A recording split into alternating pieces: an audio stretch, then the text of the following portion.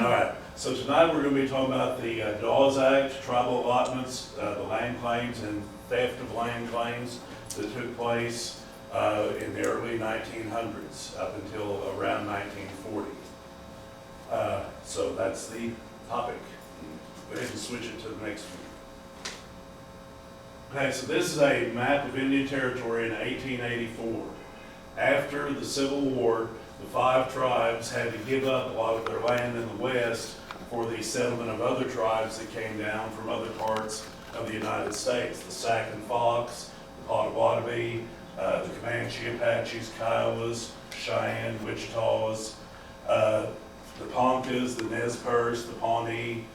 So the western part of their lands was being given over to these new tribes. But there would end up being an area that was not given to anybody that we'll talk about here in just a moment. The Seminoles lost the most. Theirs originally had went all the way to the 100-degree west, and they were just walked off to this little spot right here. But that was because all 5 of the tribes signed treaties to help the South during the Civil War. And so that was their punishment. They had to give up land. Cherokees didn't lose as much, but they lost some. All right. So in 1887, just 3 years after that map, the Dawes Act, or the Dawes Severalty Act, was passed under President Cleveland. It allowed the federal government to break up the tribal lands. The federal government wanted to assimilate the Native Americans into U.S. society by getting them to become farmers and dividing the tribal land into individual plots. Only the ones who accepted the division of land were allowed to become U.S. citizens, and so the government stripped away 90 million acres of tribal land from them and would end up selling or giving that land to non-native U.S. citizens. Now, the first parts that were getting out, it dealt with this western land. So the way it worked out there, the government went in and counted each person. They took a census of each tribe. And after they took the census, each family was allowed to get 160 acres of land. Well, in these western tribes, their areas were so large and the populations were so small, there was a whole bunch of land left over in the West. So that's when you had the allotments were given to you can see where the allotments were given each year to those tribes. And then you had the unassigned lands. That's the famous Oklahoma land run of 1889. That was land that had been set aside and nobody was ever put there. So that was the site of the first land run. And then they had other land runs after that in the Iowa, Sac and Fox lands, the Potawatomi, the Shawnee, the Cherokee Outlet, which was probably the most famous, and the Kickapoo. This part, the big pasture, was done by sealed bid, and this area was done by a lottery system.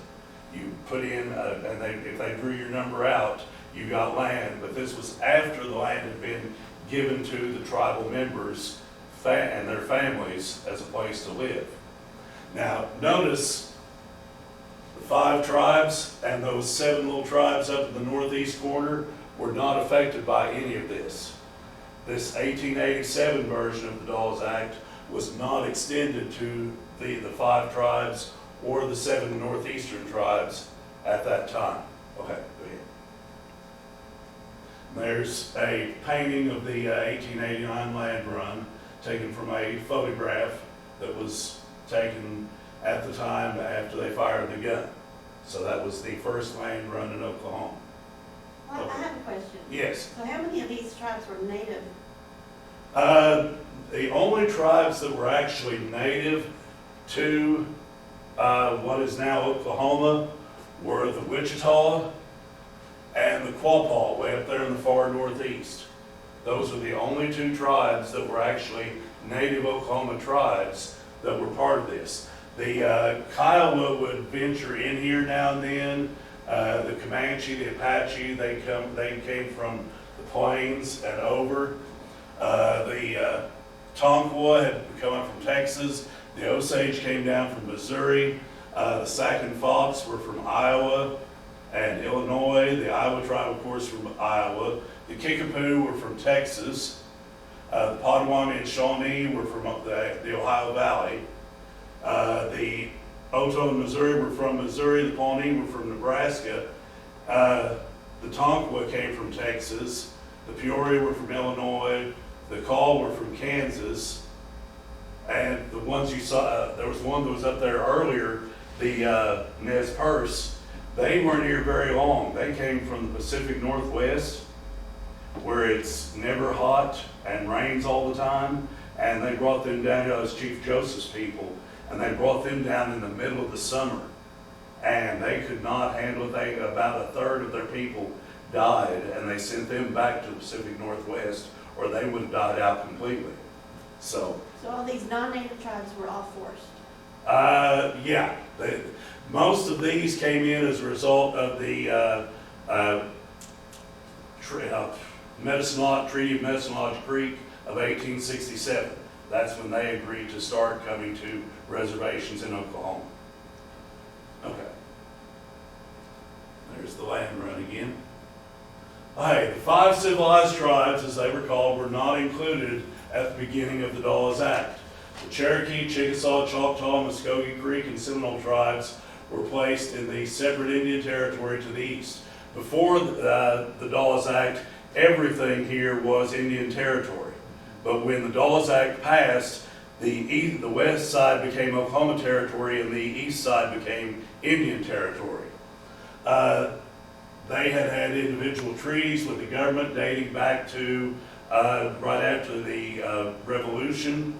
They had widespread adoption of advanced governments, lifestyles, and education. So they were exempt from the Dawes Act until after the passage of the Curtis Act in 1898, which is kind of interesting because Senator Curtis, later Vice President Curtis, is the only Native American to ever be president or vice president of the United States, but he proposed the law that shut down all the tribal governments. He was a Kaw. And for a time, as a boy, he had lived on the Osage Reservation in Oklahoma with his grandparents. But they sent him back to Kansas to live with his white grandparents. And that's how he became politically prominent. Okay. So what they did, they came in and they counted everybody. 250,000 people applied to be put on the rolls. And in the end, the rolls had about 110,000 that were examined and approved. If you were examined and approved, you were given a roll number. And if you want to get a CDIB today, you have to trace your ancestry back to one of these people that was given a roll number back in the tribal rolls that were set up for the 5 tribes between 1898 and 1906. They closed the rolls in 1906, but again, to get a CDIB today, you have to be able to trace yourself back to one of these people. And this is a page from one of the Choctaw roll books. These were newborn children, so these were all very young kids. All right. All right, these pictures didn't come out as well as I hoped. This is a map that's down at the courthouse. What the 5 tribes did, they wanted to hang on to as much of their land as possible. So instead of giving out land to 160 acres to a family and having all that land left over, they gave it out to every single member of the tribe. It may have been miles and miles away from where they actually lived, but every tribal member got land. Here you see Katie Jones, 13 years old, that was half Choctaw, so that's land that she got. This is just northeast of Hugo. Here's a 5-year-old child. That's the land that belonged to them. There's a 28-year-old full-blood and the land that they received. And you can see more of these.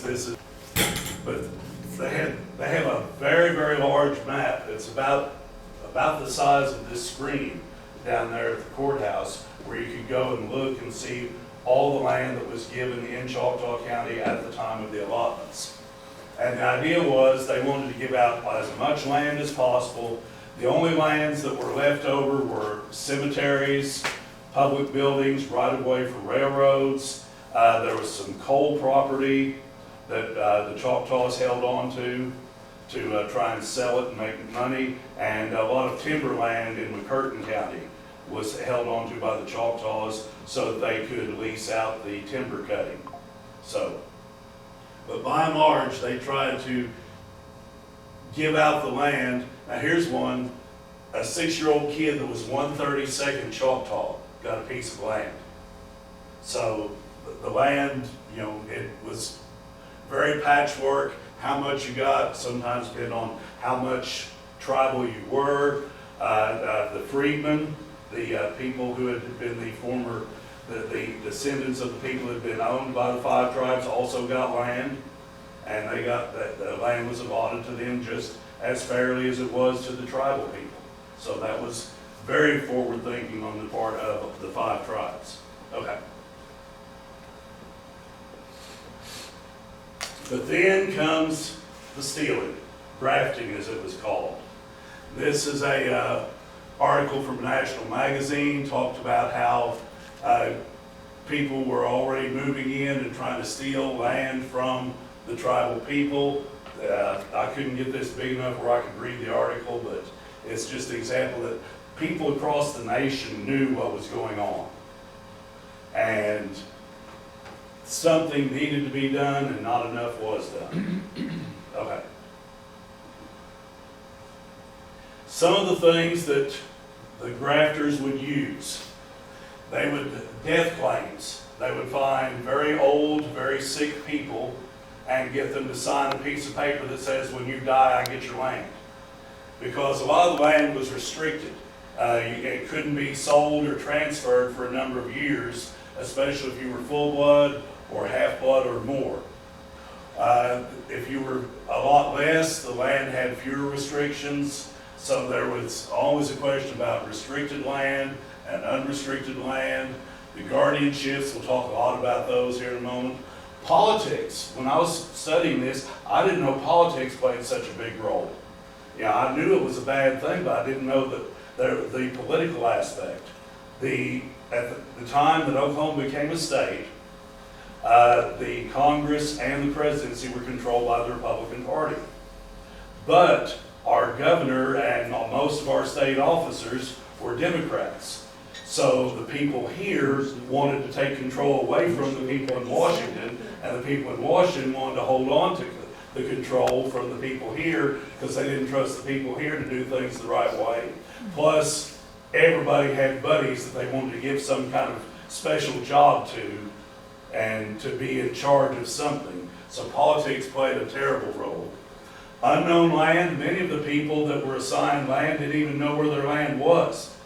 I had never been to it and had no knowledge of it. Forgeries, for the people would go in with someone that was a Choctaw and they say, okay, you pretend that you're John Brown today and you're going to put your X on here and I'll be the witness that you're John Brown and you're signing your land over to me, even though this person was not John Brown.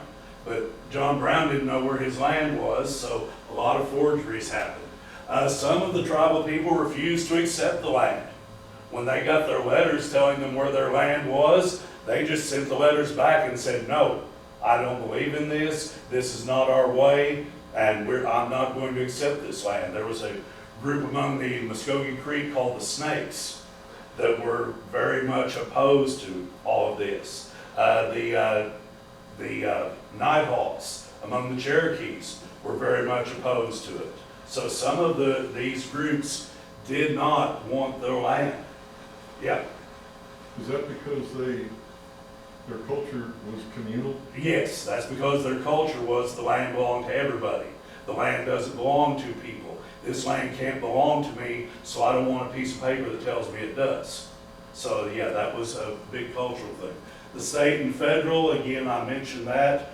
Local judges sometimes were the biggest issue of all. They would get involved and they would do some dirty dealings, especially with the guardianships. The newspapers would get involved and would criticize both sides and everybody.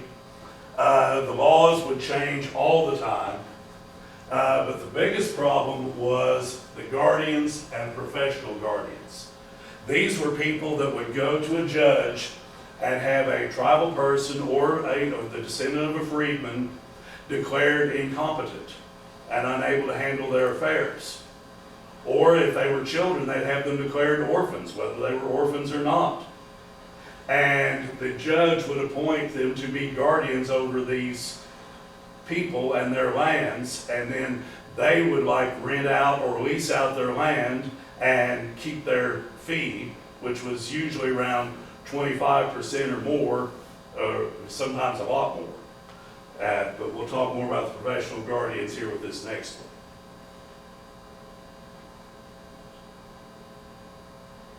one. Okay, Kate Bernard, amazing, amazing woman. She was the first woman elected to statewide office in Oklahoma, right at statehood, at a time when women were not even allowed to vote. She was the first ever commissioner of charities and corrections. She had a very large influence at the Constitutional Convention. She joined up with the Farm Labor Union, and they drew up a list of laws they wanted to see become part of the Oklahoma Constitution. And they said, whichever party tells us they will support these laws, we will support them and help them get elected. And the Democratic Party announced their support, so they threw their support to the Democrats, and the Democrats won the statewide elections. When the first election was held, she got more votes than any other person running for state office, even the governor, even the senators. She got the most votes of anyone. She got the first prison built for Oklahoma. Prior to this, our prisoners were kept in a literal dungeon up in Kansas, and she went on the prison tour one day and then surprised and said, now show me the basement. I want to see the rest of it. And why should we? And she showed him her card that she was the commissioner of charities and corrections. This is why you're going to show me. And she got those prisoners out, and they built the first prison at McAllister. She wrote often for national magazines. Her first job, she was a secretary for the city attorney in Oklahoma City. And one of her first actions was she convinced the city attorney to get a minimum wage law just for Oklahoma City that gave everybody, all working men, a raise. She got fired from that job for interfering and refusing to work on weekends. So she took over a charity that was already existent. In the next few years, she handed out clothes to 10,000 people, helped hundreds of people find jobs. Through her actions, Oklahoma got its first compulsory education law. We got our first child labor laws. She started the first ever Oklahoma juvenile court and detention system. When she was working for the city attorney, she went into the courtroom one day, and there was this little girl that stole some apples at a store, and she was found guilty, and they put her in the big jail with everybody. And she thought that system was wrong, and so she worked and got a separate juvenile court system and a separate juvenile detention system set up for youthful offenders, and she also helped get the first women's prison system set up. So she did some remarkable things. And there was another one I was told you about last night. Do you remember what it was? She was the daughter of a wealthy man, and she was never married. Right, yeah. Her father had passed away, so she had her own house, and she ran the charity out of her house. Oh, the one thing she never worked for was women's suffrage. She did not work to help women get the right to vote. And somebody asked her once, why don't you work for women getting the right to vote? She said, well, as long as men listen to me and do whatever I tell them to do, I don't need to be able to vote. And so that was her way of looking at things. But she had a lot of power in our early state government. And then one day she traveled to eastern Oklahoma. She had heard about the Indian orphans. The story goes that she found some little girls living inside a hollow tree, and they were absolutely filthy dirty. Now, she told this story several times and told it in different ways. Each time she kind of would augment her stories from time to time. Like originally she told that they were Cherokee girls, but the land that they owned was in Creek territory, so she couldn't have had that part exactly right. And one story says that someone was feeding them a plate of food a day, and she waited until the man showed up to thank him and then find out who he was. But another story says she didn't know who he was, and she had to track him down and find out who the guardian was. So these girls had a court-appointed guardian. He was leasing the land where the hollow tree was, belonged to these little girls, and he was leasing out the land to other people, and the girls were getting nothing for it. Maybe a plate of food, maybe not. Definitely they did not get any money. As she looked into it, he had become the guardian of 51 different tribal children and was managing all of their land and leasing out all of their land for a tremendous amount of money to himself. So that was what got her really, brought her attention to the plight of the tribal people in the East, and she decided to do something about it. So a law was passed in 1980, gave her department the right to investigate and prosecute people for wrongly taking the land. By 1912, they had prosecuted 1,300 cases and had recovered $949,000 in cash from these professional guardians for the children, and much of the land had been recovered. Then the very next year, the legislature got rid of her investigator and defunded her entire department except for her salary, which was half that of every other state official. So she kept trying to get the funding restored. The legislature would not restore the funding. In 1914, she chose not to run for another term. She promised she was going to use her own money and donations to start a group and work for the children, but unfortunately that was not very successful, and her family funds were pretty much exhausted by all this. She died alone in a hotel room in Oklahoma City in 1930 after being very ill for about 8 years. Her personal papers were missing for many years. It would be more than 50 years before a stone was even placed on her grave. Now they knew where her grave was because she was buried next to her father, and her father had a nice stone, but she didn't have a stone until 1982. And then in 2001, after all the stories of what she had done and had been came out, they placed a statue of her in the Oklahoma Capitol building. And that's the statue that is there today. It was put up 71 years after her death. The 5 tribes, they also made an effort to try and stop a lot of the thievery. A Creek attorney was very successful, M.L. Mott. He examined 6,900 cases of guardians and guardianships and leases. He discovered only a third of them had any written records at all. He found that the guardian expenses of tribal children was 7 times greater than anywhere else in the nation. In some cases, one person would have 3 different guardians, and each guardian had 2 different lawyers. And so everybody was splitting the money. He singled out Wagner County as the worst situation of all within the 8 counties of the Muskogee Creek Nation, and he got 30 indictments against people in Wagner County. Sounds really good until the county judge spoke very badly about the accused. They all turned out to be very prominent people in the community. The local bar association spoke out in favor of the people that had been accused. The local newspapers criticized their great citizens being persecuted by the tribal people. The court ran out of money somehow. They couldn't hire juries, so juries couldn't be seated, trials couldn't take place, and all the charges would later be dismissed. stating that their actions had done little harm to the community. And this would be repeated in many other counties. McCurtain County particularly was another county that was pretty bad about this. But Creek County, the Wagner County was the worst. But then they found oil. That's going to change a lot of things. As oil was discovered, so it was on land which still belonged to the tribal people. Remember, the full-bloods land was restricted and couldn't be transferred for a set number of years. So a lot of these full-bloods owned land that suddenly they found oil on.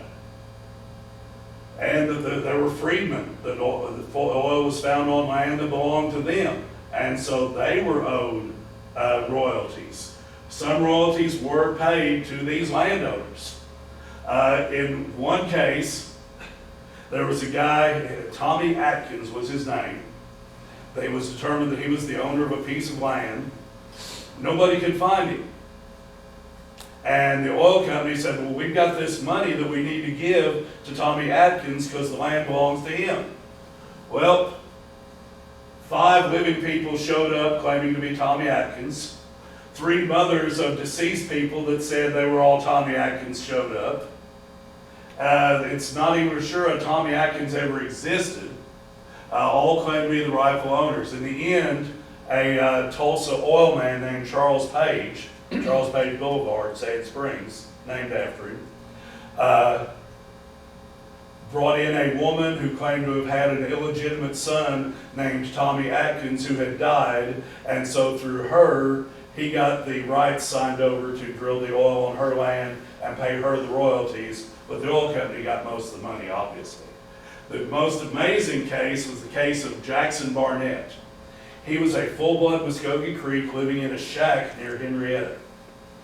And a whole bunch of oil was found on land that he owned near Cushing. The newspapers called him the richest Indian in America. But he continued to live in his little shack, and he got a monthly allowance from the oil company of $600 a month. Which, back then, that's not bad money.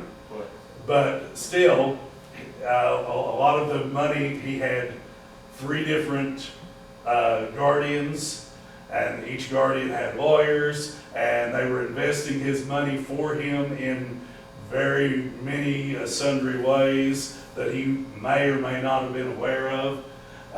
It got really crazy when he wanted to get married.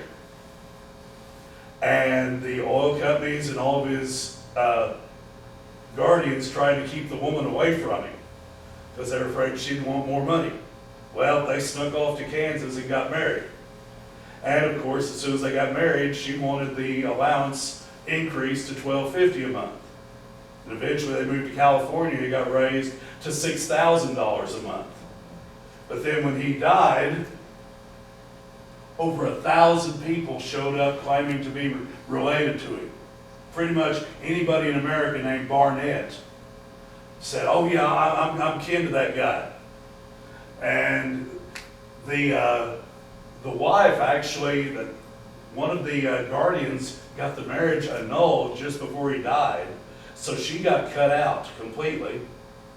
But they found 34 nieces and nephews that were actual nieces and nephews of his family, and they divided all the money among them.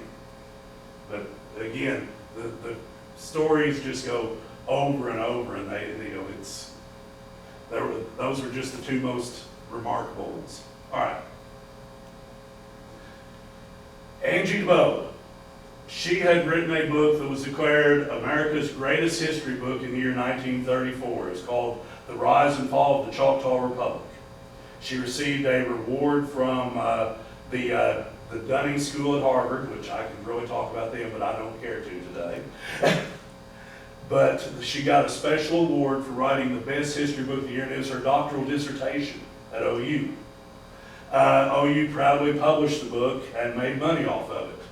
Then she wrote a follow-up book about this theft of the allotments called And Still the Waters Run. And she found the records of Cape Bernard and included her records in the book. And she named names, she gave stories, she gave it, the book is almost 400 pages long, it's very detailed, very heavily footnoted. She wrote all about it. And she named people who had been involved in the grafting.